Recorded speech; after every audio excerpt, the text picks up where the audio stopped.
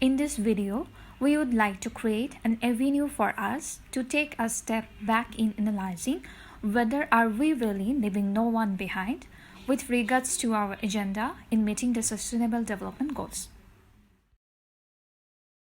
The vision of building shared prosperity in a sustainable world brought 193 member states together to aim to deliver the ambitious and holistic 17 Sustainable Development Goals, which comprise of 169 targets. 5 pieces of SDGs act as a backbone for this 15-year plan: planet, partnership, people, peace, prosperity, and according to the Stockholm Resilience Center, which illustrated SDG goals in a form of a wedding cake. These 17 goals can be divided into 3 dimensions: economy, society, and environment.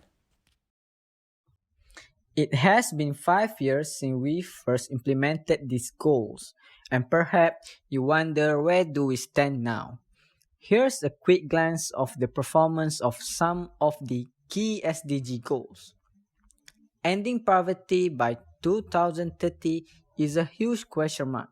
6% of the world population is projected to be trapped in poverty in 2030.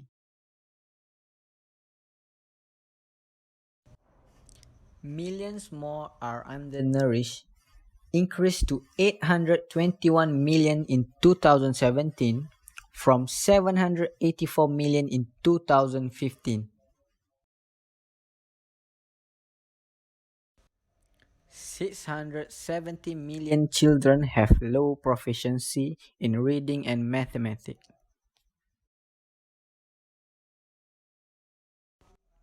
In the last 12 months, 18% of women and girls aged 15 to 49 years old have experienced physical and or sexual abuse. 785 million are struggling without basic drinking water. The question is, are we too ambitious?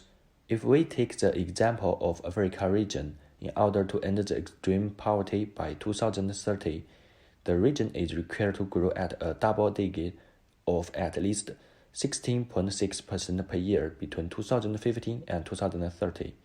But this is far from reality, as this region is only charting an average growth rate of 2.2% per year between 2015 and 2019.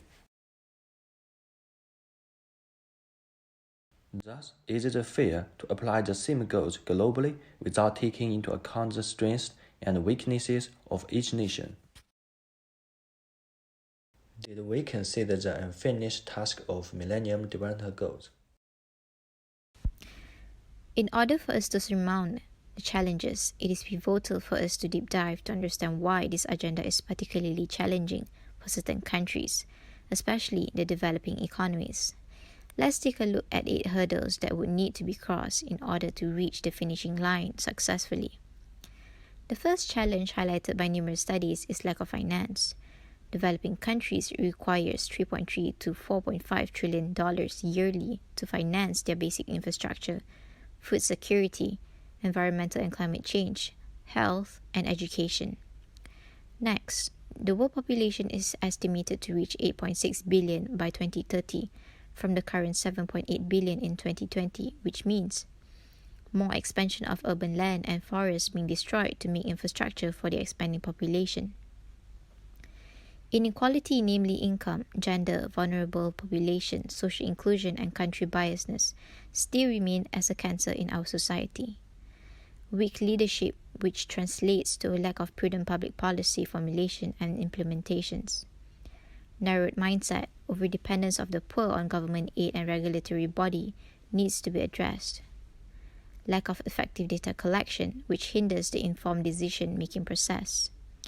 Slow economic growth. According to Dr. Jason Hickel, Research Fellow, Department of Anthropology, LSE, eliminating poverty is impossible to achieve, estimating 207 more years needed, and global economy to grow 175 times more than today.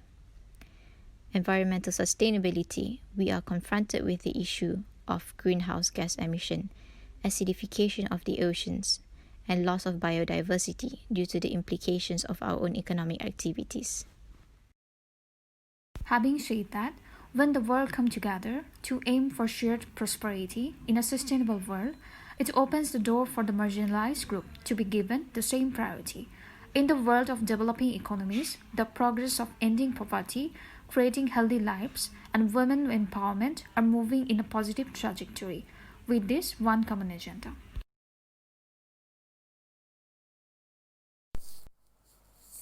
With the dire need to save people and planet, we are confronted with numerous challenges in getting this right. Should we continue to do what we have been doing even though the results are unsatisfactory, or should we transform our perceptions and beliefs in order to achieve bolder results? Firstly, it is fundamental for us to change the conventional ways of funding to financing the SDGs with investable governance to public-private partnership and social impact bonds. By pivoting from primarily depending on official development assistance ODA, developing countries should opt for various resources such as public, private, domestic, and foreign source to build high-impact development projects which are aligned with the national plans. Financing SDG goals also require the developing economies to use technology smartly and efficiently by integrating technology advancement with the policy's implementation.